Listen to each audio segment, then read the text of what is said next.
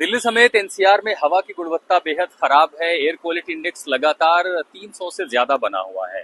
इसकी एक बड़ी वजह जो है वो दिल्ली के अपने प्रदूषण के कारक हैं, चाहे वो गाड़ियों से निकलने वाला धुआं हो, डस्ट पोल्यूशन हो, पराली का भी हो। लेकिन एक बड़ी वजह मौसम भी है, और अगर ये स्थिति बनी रहती है जैसा कि मौसम विभाग का पूर्वानुमान है, तो अगले 7 से 8 दिन तक भी, यानी नवंबर का पूरा पहला सप्ताह जो 1/3 नवंबर इसी तरह प्रदूषण में बीतेगा और स्थिति और खराब हो सकती है। वो इसलिए क्योंकि हवा की रफ्तार इस पूरे एनसीआर में टोपोग्राफिकली अगर देखें, मेट्रोलॉजिकली, तो बहुत कम है। मौसम विभाग का पूर्वानुमान है कि हिमालय से एक पश्चिमी विक्षोभ हिमालय के इलाकों में एक्टिव हो रहा है, जिसके चलते उत्तराखंड, हिमाचल में उसका असर तो देखने को मिलेगा, लेकिन यहाँ हवा की रफ्तार नहीं बढ़ रही है, यानी पेड़ पत्ते आपको हिलते नहीं दिखाई देंगे।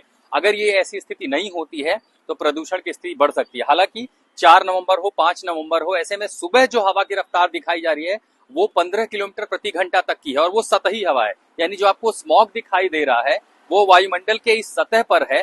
इसी के साथ साथ एनसीआर के बाहर के जो शहर हो, चाहे वो हरियाणा हो, पंजाब हो, पश्चिम उत्तर प्रदेश हो, वो उत्तर पश्चिम से आने वाली हवाओं के साथ दिल्ली की ओर आगे बढ़ेंगे। दिल्ली एनसीआर में यानी जो स्मॉग की चादर है वो और बढ़ेगी। इसके अलावा पंजाब हो, हरियाणा हो, इन इलाकों में जहां पर अब जाके हार्वेस्टिंग यानी फसल कटाई पूरी हुई है, तो पराली जलाने की घटनाएं अब बढ़ सकती हैं, ऐसा अंदाजा विशेषज्ञों को है। और अगर जब उत्तर पश्चिम से आने वाली हवाएं और बढ़ेंगी, उसी के साथ साथ उन हवाओं के साथ साथ वो धुआं, इसी के साथ साथ गाड़ियों का धुआं, डस्ट, और दिल्ली का अपना जो दिल्ली एनसीआर में अपने जो प्रदूषण के कारक हैं, वो सब मिलके हवा की स्थिति को और गंभीर बना सकते हैं। और ऐसे में फिलहाल कोई पश्चिमी विक्षोभ या तेज हवा आती हुई दिखाई नहीं पड़ती है, जिसके चलते लगभग अब से 6 से 7 दिन, लगभग 8 दिन मौसम और उसके साथ साथ उत्तर पश्चिम से आने वाली हवाएं, पराली और अपने जो प्रदूषण के कारक है, जिसके चलते दिल्ली एनसीआर में वायु की गुणवत्ता और खराब हो सकती है। हम पहले से 300 से ज्यादा एक्यूआई में सांस ले रहे हैं,